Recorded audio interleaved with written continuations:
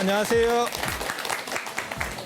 자, 인류 문명사상 가장 위대한 여정, 그 다음에 어디서도 들을 수 없는 진귀한 이야기. 자, 붓다로드 시작해 보도록 하겠습니다. 지난 시간에 이어서 오늘은 아리안족에 대한 이야기를 좀 더 계속해드리고, 아리안족하고 어떻게 보면 세계 인류 문명사를 이렇게 같이 끌고 가는 그러한 종족들이 또 있어요. 그게 이제 셈족, 그 다음에 한족. 그래서 그런 이야기들을 기본적으로 조금 해드릴까 싶습니다. 지난 시간에 아리안족 얘기한 거 기억나세요? 아리안족이라고 하는 그런 종족이 저 코카소스 산맥 쪽에서 민족 대이동을 시작해서 그래서 그 유목민이고 백인입니다. 예, 유목민이고 백인이에요. 그래서 인도로 넘어오면 인도 아리안. 그 다음에 이제 이란 쪽으로 가면 이란 아리안, 중동. 그 다음에 서쪽으로 가면 히랍, 그리스, 로마 쪽. 그 다음에 또 이제 뭐 독일, 프랑스까지 모두가 다 아리안이에요.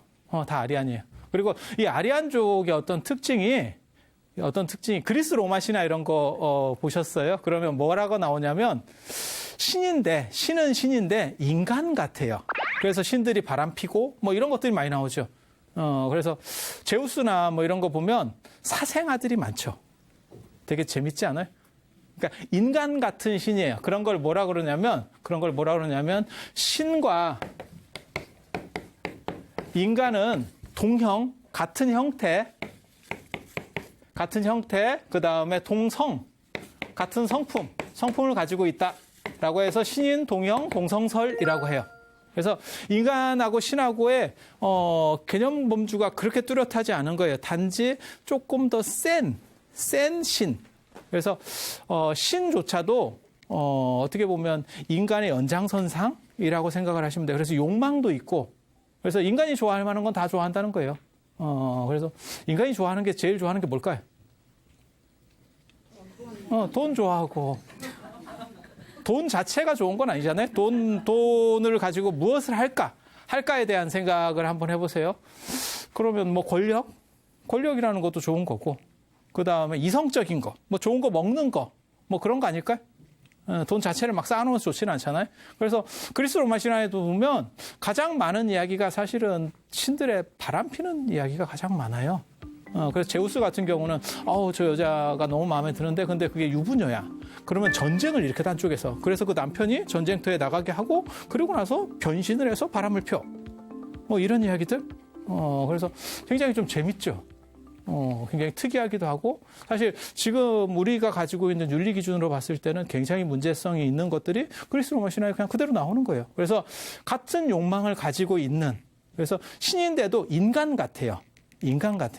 보통 그래서 이런 식의 신들을 이야기하는 것이 인문적인 걸 바탕으로 하는 겁니다. 인문적인 거. 그래서 헬레니즘의 가장 큰 특징이 인문이에요. 인문. 그래서 인간이라고 하는 범주 속에서 그보다 좀 더 강력한 인간하고 비슷한 신. 그런데 이게 굉장히 생각하기 어려운 개념 중에 하나입니다. 왜? 보통은 신하면 인간보다 무엇이 뛰어난이라는 개념들이 많이 상정이 되는 거예요.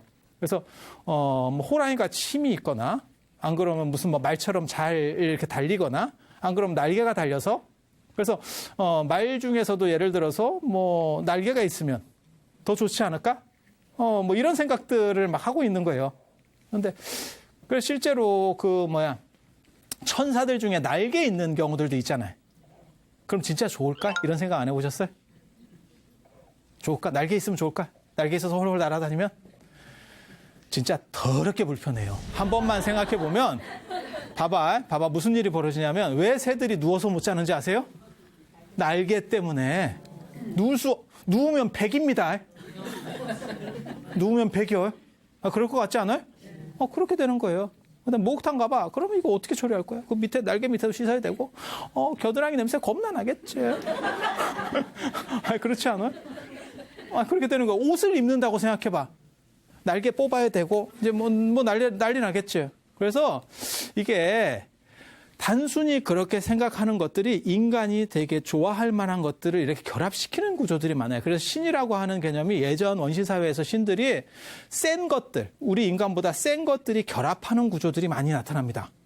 그래서 그것들을 닮아가려고 하는 속성, 그런 게 이제 동물과 어떤 인간의 속성들이 막 섞여 있는 신들. 그런데 이 히랍 신화의 신들은 다 인간이에요. 특별하지 않으면 다 인간이에요. 그리고 멋있고 젊게 사는 인간들. 멋있고 젊게 사는 인간들. 그래서 저런 게 이제 인문적 바탕, 헬레니즘의 가장 특징적인 인문적 바탕이에요. 그리고 이 아리안족의 이게 특징이에요. 아리안족의 특징. 그리고 이거 말고 셈족이라고 하는 게 있어요. 셈족. 이게 헤브라이즘. 그러니까 유대교, 그 다음에 기독교, 그 다음에 이슬람. 이게 이제 셈족. 셈이라는 사람 아세요? 샘 해밍턴 뭐 이런 사람 말고 셈 아저씨 알아요? 셈 아저씨? 그 셈 아저씨가 노아의 첫째 아들이에요. 노아의 첫째 아들이에요. 뭐 쟤네들은 그런 식으로 얘기하는 거거든요. 이제 뭐 아담이라고 하는 이제 최초 인류가 있는 거고, 그렇지만 노아의 방주 때 한번 싹 쓸려 나가고 이제 노아만 남은 거죠. 노아하고 노아 자식들만. 그래서 노아가 500살에 낳은 아들의 장남이에요. 근데 이게 뭐하고 관련되냐면 전부 메소포타미아 문명하고 관련이 돼요. 우리 4대 문명 이런 얘기 들어보셨잖아요. 뭐 인더스 문명, 그 다음에 중국의 황하 문명, 그 다음에 메소포타미아 문명, 이집트 문명. 이게 그대로 다 내려갑니다, 거의. 그리고 이집트하고 메소포타미아는 사실은 붙어 있어요. 그래서 둘 중에 하나가 죽는 겁니다. 결국 누가 죽었냐면 이집트가 죽은 거예요. 이집트가 죽은 거예요. 사실 고대 세계에 있어서는 어떻게 보면 가장 강력했던 게 이집트인데 다 그런 것도 뭐 팔자가 있는 거죠. 뭐 그냥 죽게 되는 거예요. 그래서 그런 문제들이 있고, 저 메소포타미아의 이제 우르크 뭐 그게 이라크 쪽입니다. 그래서 그쪽에 기독교보다 훨씬 이른 쪽의 문화들이 있어요. 그러니까는 뭐 유대인들보다 훨씬 앞에. 그게 이제 수메르 문명이에요. 수메르 문명. 그런 얘기 들어보셨어요? 그래서 수메르 신화에 보면 사실 기독교에서 나오는 이야기들이 거의 다 나옵니다. 거의 다 나옵니다. 그리고 그 수메르 점토판이 걔네들이 흙에다가 이렇게 서령 문자 같은 걸 써가지고 이게 쐐기 문자 비슷한 건데 그걸 써가지고 굉장히 많이 이렇게 문서를 저장해 놓은 게 있어요. 그게 지금도 그쪽이 사막이라서 크게 훼손되지 않고 발견이 돼요. 그래서 수메르 문화에 대한 것들을 많이 알게 됐거든요. 그게 어떻게 보면 서양의 저주예요. 기독교인들이 서양의 이제 천주교 세력들이 그 대항해 시대 때 엄청난 부를 축적하거든요. 전 세계의 부를 싹 쓸어버리잖아요. 그리고 나서 걔네들이 뭘 하려고 그러냐면 이제 천주교의 정당성을 확보하기 위해서 저 메소포타미아 쪽을 발굴을 시작합니다. 자본을 들여서 발굴을 시작합니다. 발굴하는 과정에서 저 수메르 문화가 나오는 거고, 수메르 문화에 실제로는 유대인들보다 훨씬 빠른 층위의 그런 문화 구조들이 나오는 거예요. 그래서 뭐가 나오냐면 아담과 이브는 수메르의 신들이었었어요. 수메르 신화에서는 신이에요.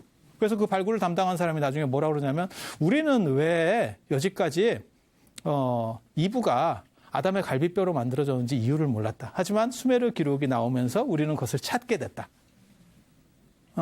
갈비뼈로 만들었다는 전승은 뭐냐면, 실제로는 이분은 이런 데 통증이 생겼을 때 그런 걸 관리하는 신이에요. 기도하는 신. 그쪽에 기도하는 신.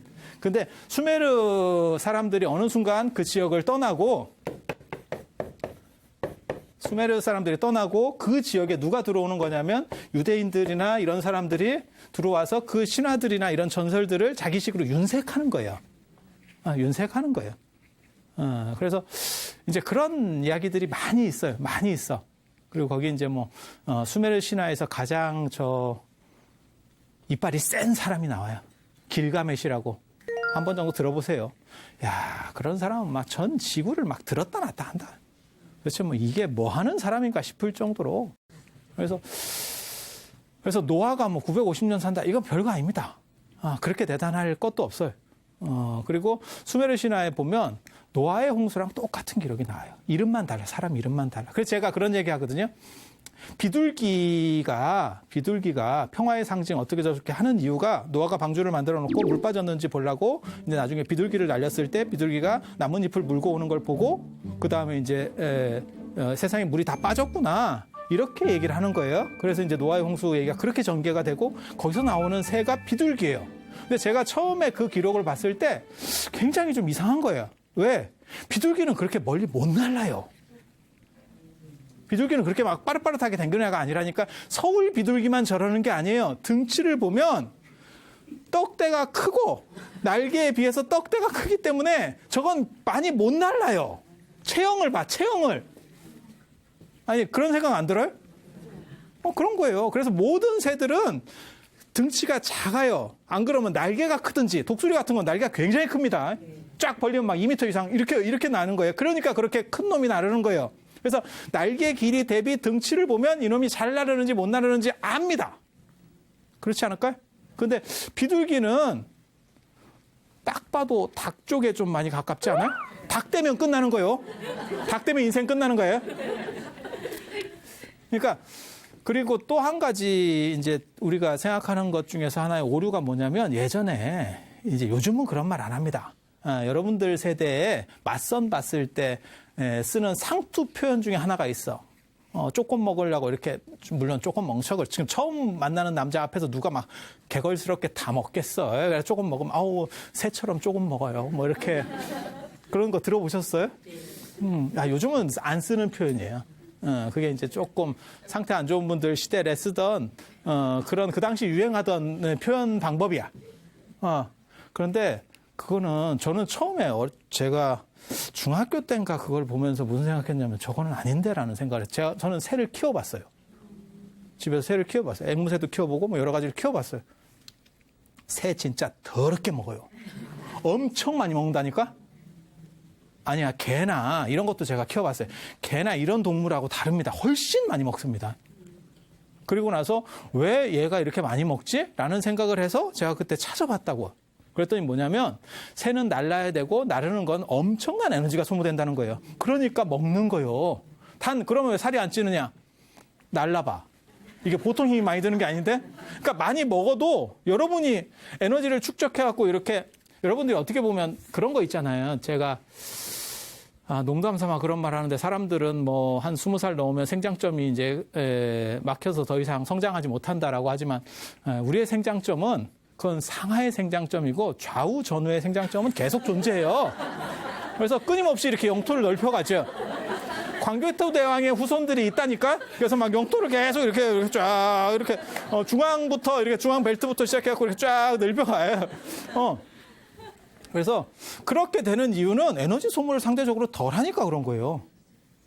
그래서 제가 그런 얘기 하는데 어떤 사람들은 뭐 물만 먹으면 살찐다는 둥, 뭐 밥을 안 먹었는데도 살찐다는 둥.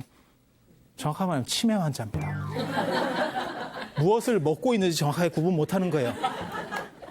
이 안에 핵이 있지 않는 이상은 들어간 것보다 쓰는 에너지가 많으면 당연히 살은 빠집니다. 축적될 수는 없습니다. 뭐 부었다 살되는데요? 부은 상태에서 빠지기 전에 뭘 먹어서 채워 넣는 거예요. 아니 진짜. 그래서 제가 그런 얘기 하는데 아프리카나 우리 6.25 때 살찐 사람이 있었어요? 없었어요.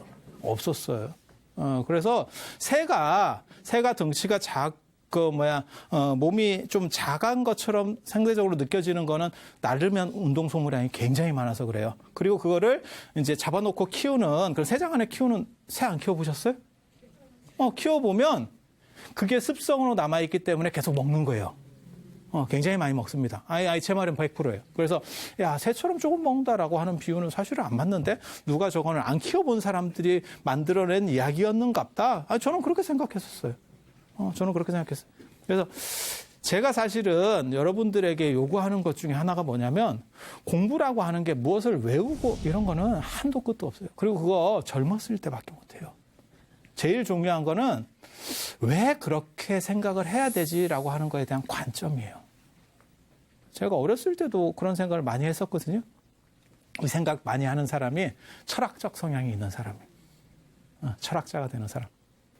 그래서 비유라고 하는 것은 사실 어떠한 이러한 인과관계가 분명하고 그 다음에 다른 사람들을 설득시킬 수 있는 데서 나타나야 돼. 그런데 노아의 방주에서 비둘기는 장거리도 아닌데 노아가 날릴 리가 없는 거야. 그냥 생각해 봤을 때 전혀 정탐의 효과가 별로 없을 것 같은 이런 생각이 드는 거예요. 그래서 비둘기 아닐 것 같은데, 근데 수메르 신화에 보니까 똑같은 스토리의 이야기고 노아가 아니에요. 다른 사람이고 다른 거고, 그 다음에 비둘기 대신에 제비예요. 제비면 그럴 것 같다. 나 이 생각했거든. 딱 읽는 순간에 이게 원형이 훨씬 맞겠다. 제비는 실제로 지금은 이제 제비 보기도 많이 어려운데 저 어렸을 때만 해도 서울에서 제비 진짜 많았습니다. 제비 진짜 많았습니다. 그리고 제비가 사람을 안 무서워해요. 특이하게도. 그래서 사람 주변으로도 날아다니고 이랬었다니까요. 그런 기억 안 나세요? 그죠? 아니 참새도 되게 많았고 지금은 참새 개체가 줄어들었지만 참새도 굉장히 많았어요. 그러니까 포장마차에 참새구이라는 게 있었어. 참새가 얼마나 많았으면. 그죠? 그 참새 다 잡아먹었잖아.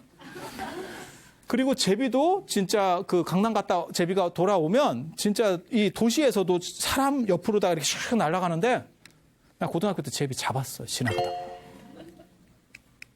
걔도 얼빙하지.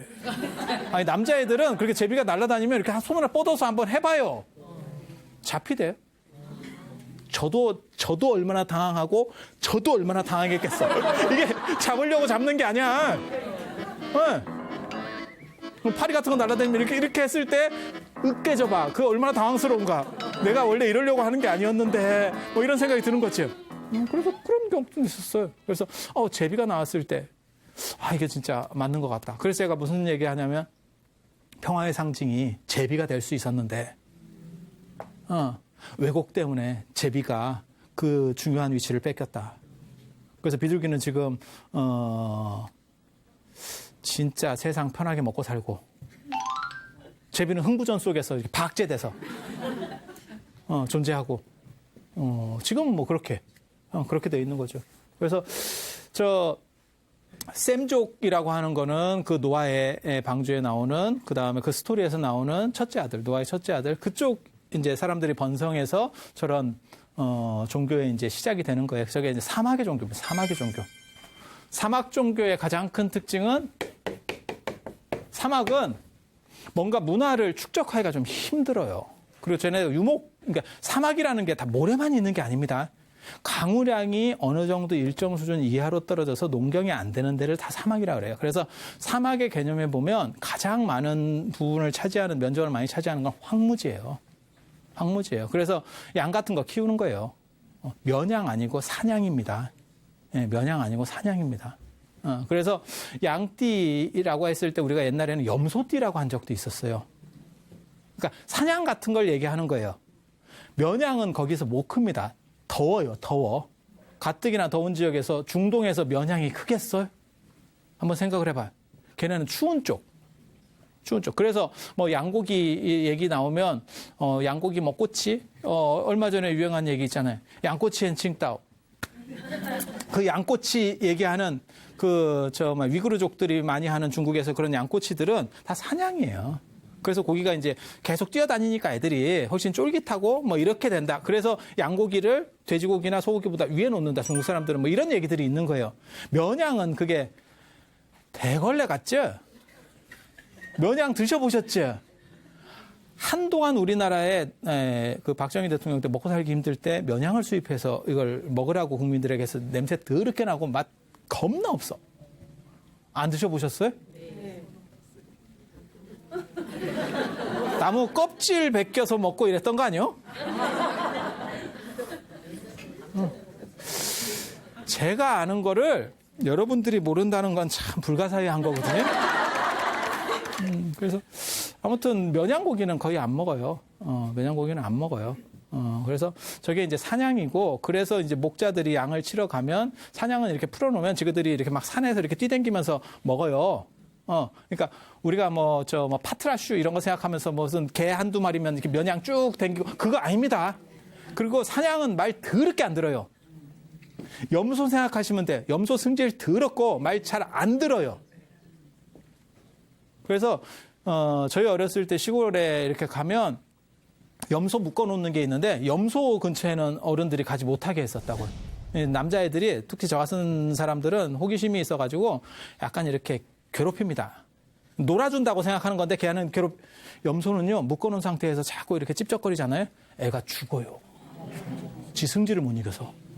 아 진짜 불광동 휘발유라니까. 아, 진짜 승질 더러운 놈이요. 그래서 염소는 함부로 못 건드리게 해.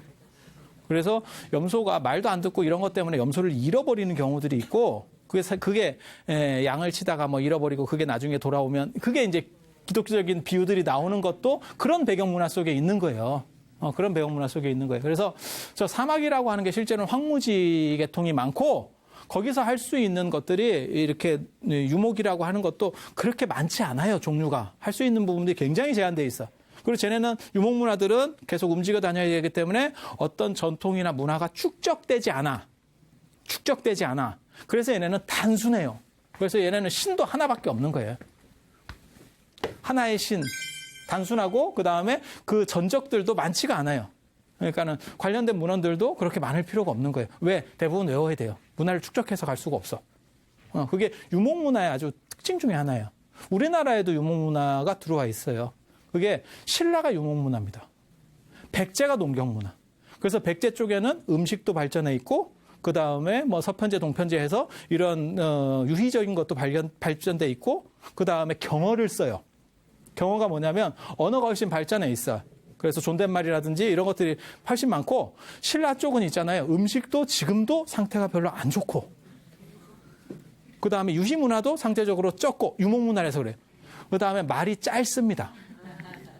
말이 굉장히 짧습니다. 위아래가 없습니다. 그래서 개인적으로 저는 경상도 굉장히 좋아하거든요. 왜? 말이 짧고 세 보여요.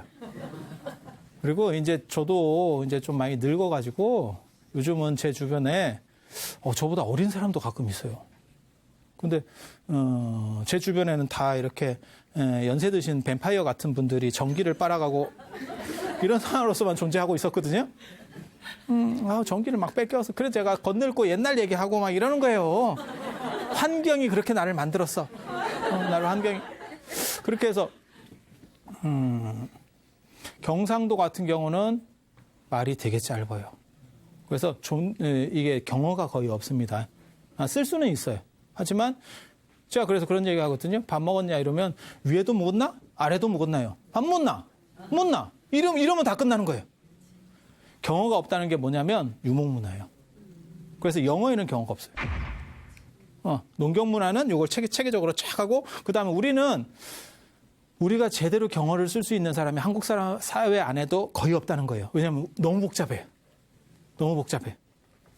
그래서 그런 식을 생각하시면 돼요. 그래서 유목 문화는 밥도 이렇게 막 차려 먹는 게 아니에요. 그냥 고기 같은 거 이렇게 구워가지고 그냥 뜯어 먹고 이런 식으로 가는 거고, 우리는 막 차려서 이렇게 쫙 깔아서 먹는 그런 문화고.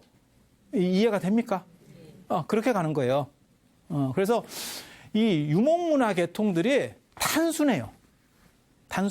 그리고 양치러 다니고 이러면 유목이라 그래서 전부 막 산지사방 계속 떠돌아다니는 게 아닙니다.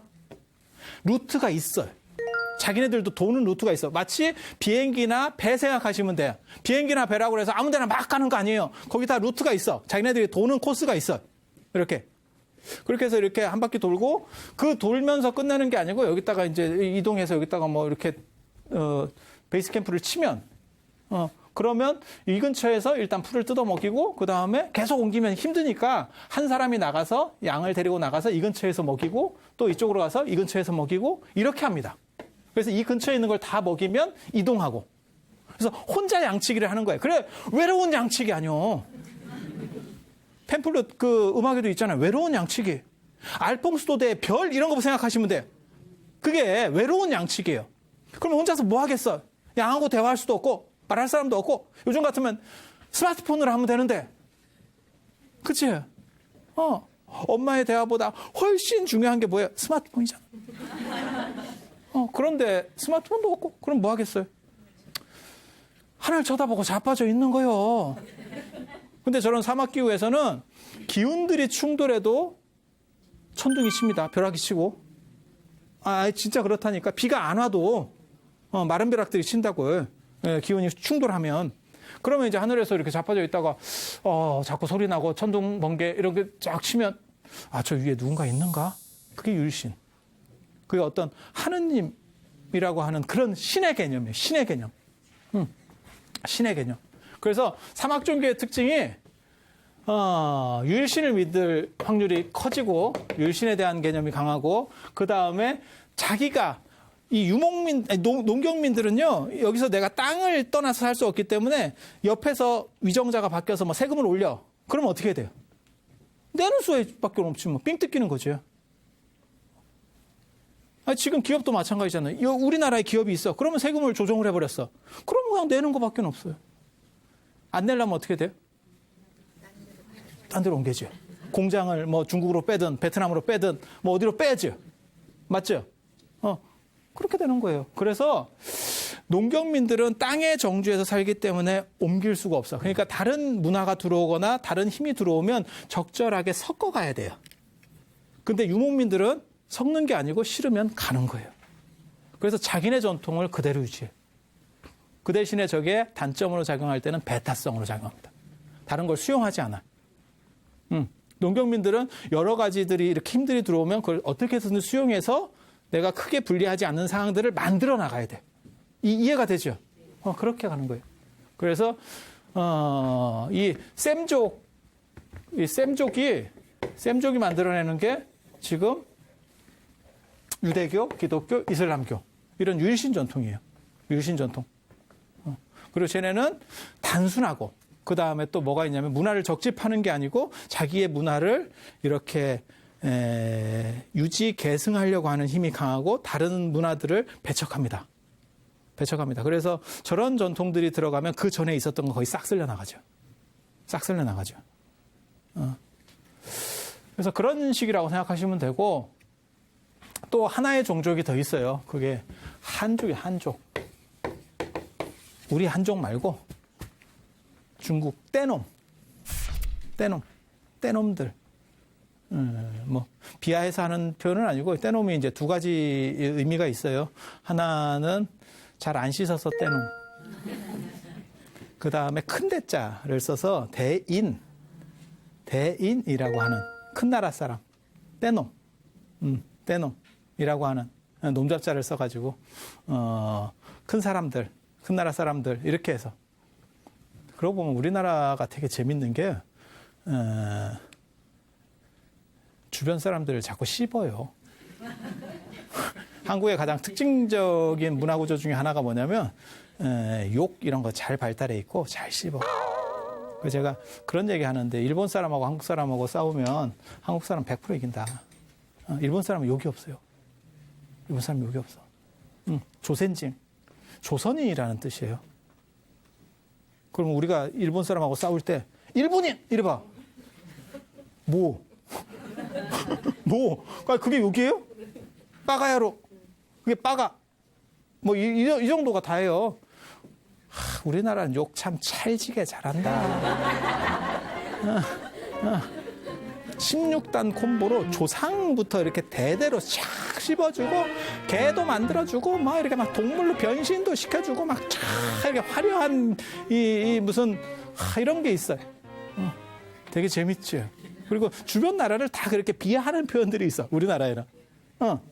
그러니까는 조센징하고 쪽파리하고는 또 완전히 다르다니까요.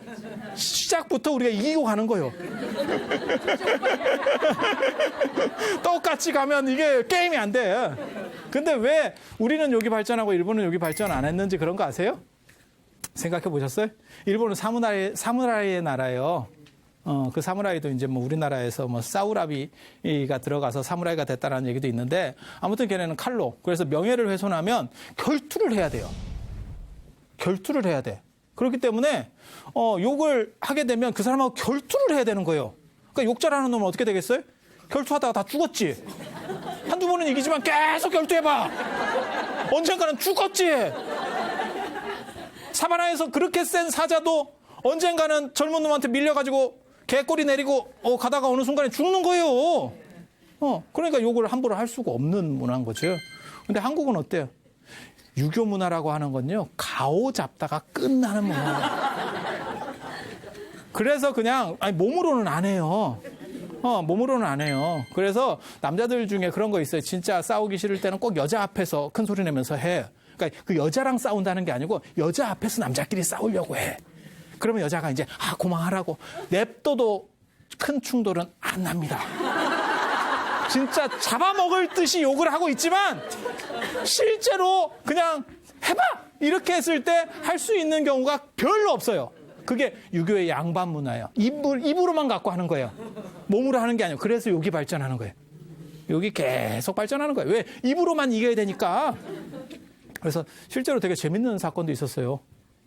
미국이나 이런 데서 한국 사람이 욕하는 것 때문에 총 맞아 죽는 경우도 있어요. 걔네들은 그걸 위협으로 보는 거예요. 우리는 그게 얼리는 거거든. 확 뭐 대가리를 깨버릴까, 막 눈가를 뽑아버릴까, 뭐 이런 거 있잖아요. 그게 진짜 뽑는다는 얘기는 아니거든. 설마 깨겠어? 아니 그렇지 않아요? 그런 표현들을 쓰거든. 그리고 이게 욕이라고 하는 게 되게 재밌는 문화예요. 진짜 재밌는 문화인데 뭐가 있냐면 상대를 싫어서 공격할 때도 쓰지만 진짜 친한 사람들끼리 욕을 써요. 가족끼리는 그렇게 잘 안 쓰는데 남자애들은 그렇게 씁니다. 남자애들은 서로 욕을 할 정도면 친한 거예요. 굉장히. 그래서 한국 사람이, 여자는 잘 모르겠어요. 여자도 얼마나 욕을 하는지 제가 정확하게 잘 모르겠는데 몰라. 충분히 할 수 있을 것 같아. 근데 정확하게 판단은 못 하겠는데 남자끼리는 욕을 하고 신체 터치가 많으면, 좀 때리면 진짜 친한 거예요. 서로 이렇게 툭툭 치고 막 이러면 친한 거예요.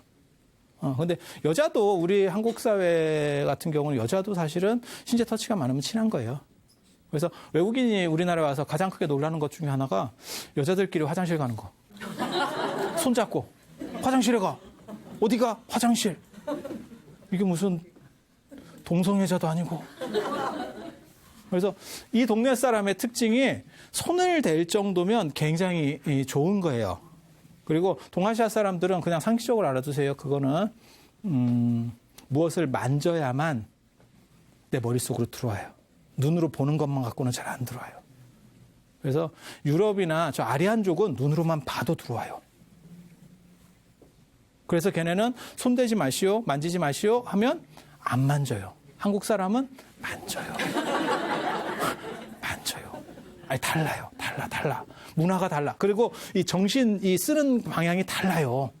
달라요. 그래서 유럽에 갔을 때 이렇게 보면 걔는 진짜 너무 허술하게 명품 같은 것도 이렇게 약간만 선쳐놓고 들어오지 마세요. 그냥 보세요. 이렇게 한국 사람은 딱 그 얘기 다 듣고 지나가면서 이렇게 한번 쓱. 이게 한국 사람의 특징. 나쁘고 비하해서 하는 얘기 아니에요. 느끼는 방식이 다른 거예요.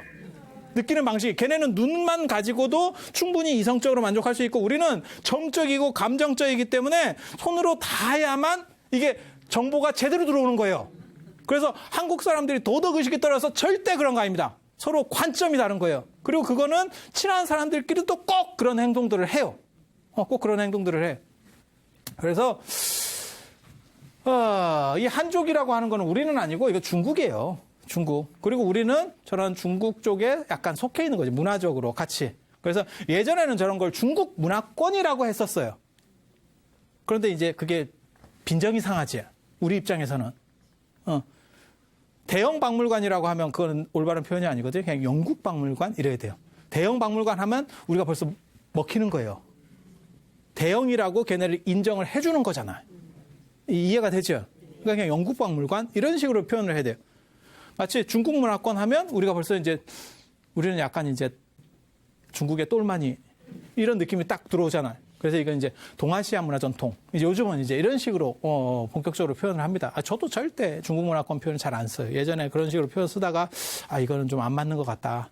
이건 좀 지양해야 될 표현이다. 그래서 동아시아 전통에서는 이러면 이제 대등 관계가 되는 거죠.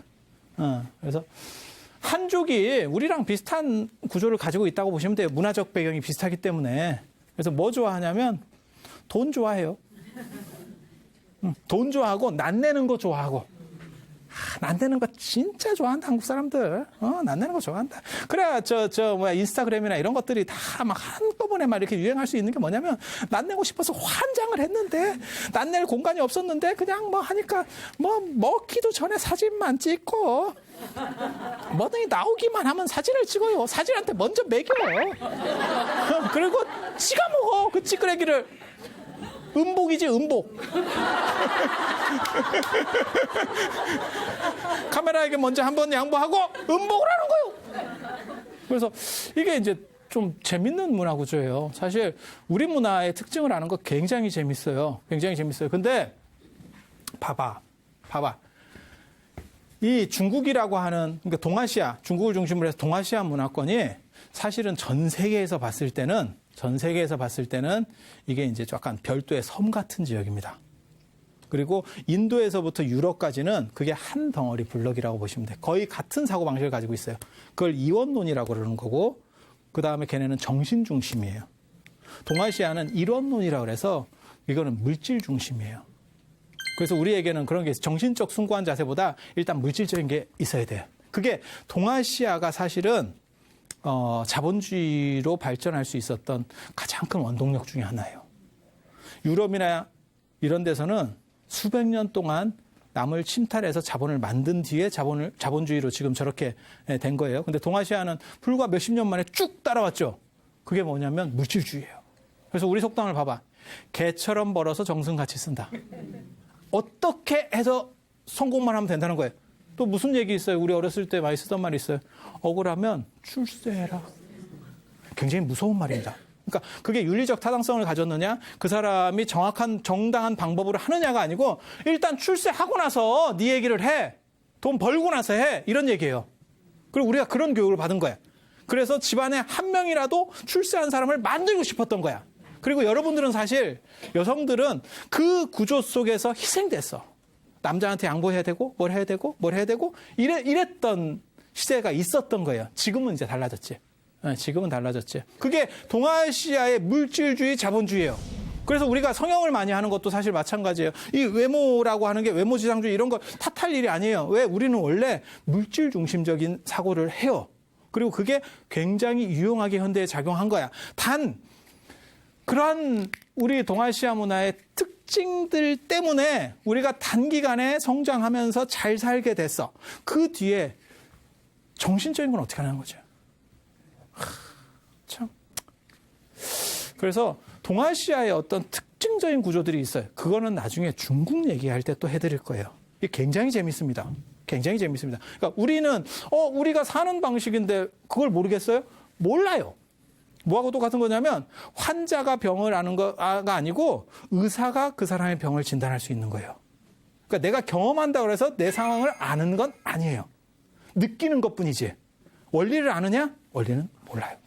그래서 그거는 나중에 중국 얘기할 때 또 해드릴 거고, 지금 그 얘기는 해드릴 수 있어요. 이 세 개의 민족이 있는데 아리안족, 셈족, 한족, 이게 가장 중요한 세 개의 블록인데 동아시아는 섬과 같은 거예요. 그래서 제가 컴퓨터로 얘기할 때는 우리 동아시아 쪽이 맥켄토시다. 그리고 인도에서부터 유럽까지는 윈도우다. 그쪽이 시장이 훨씬 큰 거예요. 우리가 약간 별도예요. 그리고 사고 방식도 다릅니다. 사고 방식 겁나 달라요. 겁나 달라요. 단순한 얘기를 하나 해드릴게요. 얼마나 동아시아 사람하고 유럽 사람들이나 저런 사람들이 사고 차이가 있는지. 그걸 제가 단적으로 뭘 비유를 들어주냐면 모나리자 그림을 보면 여권 사진 같이 나오잖아. 얼굴 겁나 크게. 그죠? 그래서 언뜻 보기에는 그게 인물 초상화갑다라고 생각하지만 실제로 그 배경을 자세히 보면 산수가 있어요. 산수보다 훨씬 큰 모나리자. 그러니까 인간 중심적인 거예요. 그에 비해서 우리나라 산수화는 동아시아의 산수화는 다 마찬가지. 산수 겁나 크게 그리고 사람이 없느냐? 점점이 박혀 있어. 그래서 그게 지금도 나와요. 지금도 그 두 가지 사고가 나와요. 그래서 만약에 유럽이나 이런 데 가서 외국 사람한테 사진 하나 찍어주세요 라고 하면 어떻게 찍냐면 사람 중심으로 찍어요. 에펠탑 같은 데서 우리가 사진 찍어주세요 하면 에펠탑이 다 나와야 돼. 우리는 배경이 다 나와야 되고 정 둘 중에 하나가 잘려. 나를 잘라. 나를 밟고 가라 이놈의 새끼들. 이렇게 나오는데 아니 그거예요. 그거. 한국 사람은 다 그렇게 나오는 거예요. 그리고 특별하지 않으면 둘 다 안 잘려야 되고 정 자르면 에펠탑 같은 거 절대 잘리면 안 돼. 그래야 내가 거기 갔다 온 걸 할 수 있어. 그런데 유럽 사람이나 이런 백인들에게 찍으라 그러면 뒤를 잘라내고 사람 중심으로 찍어버려요. 증명사진 같이. 이런 거지 같은 경우가 있나? 그게 지금도 나타나는 현상인 거예요. 그러니까 걔네는 배경이 아니고 인간 중심적인 사고를 하는 거예요. 우리는 전체 속에서의 어떻게 조화될 건가를 생각하는 거예요. 그러니까 산소화 정신하고 모나리자 정신이 지금도 현재 내려오고 있는 거라니까. 그래서 동아시아 사람하고 저쪽하고 사고방식이 달라요. 달라. 그 얘기를 해주고 싶은 거고. 그래서 한족과 관련된 이 동아시아 문화는 나중에 이제 중국 할 때 할 거고 아마 다르다는 것만 알아도 셈족 전통의 헤브라이즘과 그다음에 아리안 전통의 헬레니즘 이거는 같은 지역 속에 있으면서 서로 충돌하게 됩니다. 결국 엎치락뒤치락해요. 그게 유럽의 어떻게 보면 문명사예요. 문명사. 그래서 그리스 로마의 헬레니즘 시대가 한 번 있었고 그 다음에 중세 암흑기라고 하는 헤브라이즘이 유행하던 시대가 한 번 있었고 그 다음에 그걸 다시 뒤집어 엎고 르네상스가 있는 거고 이렇게 가는 신기한 스토리들이 있어. 이게 들을수록 찰져요. 너무너무 신기하고 재밌을 것 같지 않아요? 그 얘기를 해드릴 거예요.